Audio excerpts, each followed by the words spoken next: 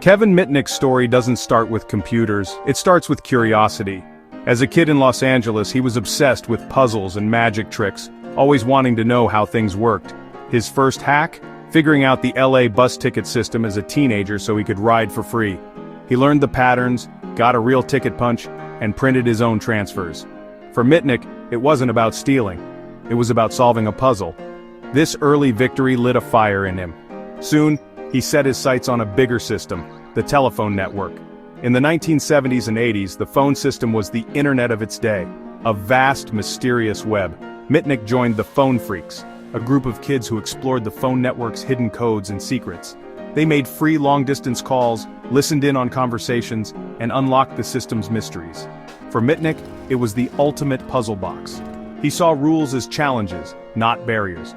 This mindset would define his life as a hacker. He wasn't driven by malice but by the thrill of discovery. Every system was a game and he was determined to win. The bus hack was just the beginning. The phone network became his playground. He learned to see the world not just as it was, but as it could be manipulated. Mitnick's curiosity was relentless. He was always searching for the next challenge. The skills he developed as a kid would soon make him infamous. He was about to take his talents from the streets of LA to the digital frontier. The world was changing, and so was he. Mitnick was ready for bigger puzzles, and the world of hacking was waiting. In high school, Mitnick's skills evolved from phone freaking to true hacking. He realized the biggest vulnerability wasn't technology, it was people. Enter social engineering, the art of manipulating people to give up secrets. Mitnick could impersonate anyone. Media group, man making phone call in office, person speaking on vintage phone, impersonating different roles at stock at distribute_equally, a new employee, a technician, an executive. With just a phone call, he convinced people to hand over passwords and sensitive data. His confidence and knowledge made him a master manipulator. He targeted major corporations like Motorola, Nokia, and IBM, not for money, but for the challenge. Source code became his trophy. For Mitnick, hacking was about proving he could do the impossible. His reputation grew. He became a legend in the hacking world. Companies saw him as a threat, but hackers saw him as a hero. He slipped through firewalls with nothing but a phone and a story. Social engineering was his superpower. He showed that the human element was the weakest link in any system. Mitnick's blend of technical skill and psychological insight made him nearly unstoppable. He didn't need fancy tools, just a voice and a plan. His exploits blurred the line between genius and criminal. The digital world was his playground, and he was rewriting the rules. Mitnick's methods would change cybersecurity forever. He proved that hacking was as much about people as it was about machines.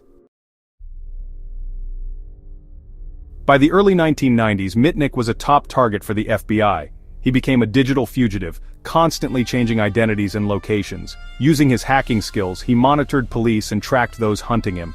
For over 2 years, he stayed ahead of the law, a real-life game of cat and mouse.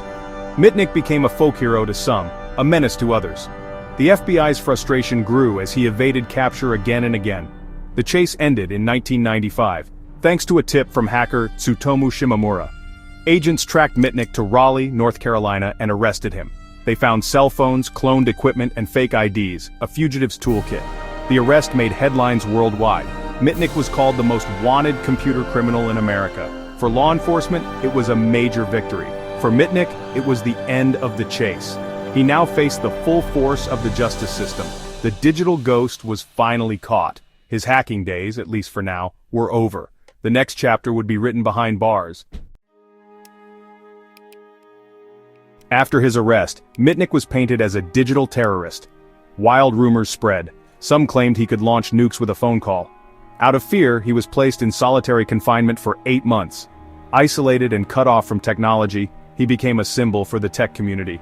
The Free Kevin movement argued his punishment was excessive. Mitnick spent 5 years in prison, his legend only growing.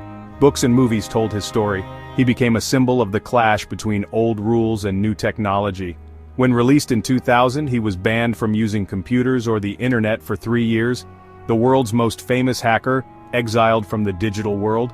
This forced pause gave him time to reflect. He emerged with a new perspective. Mitnick was ready to use his skills for good. His journey from prisoner to pioneer was just beginning. Redemption was on the horizon.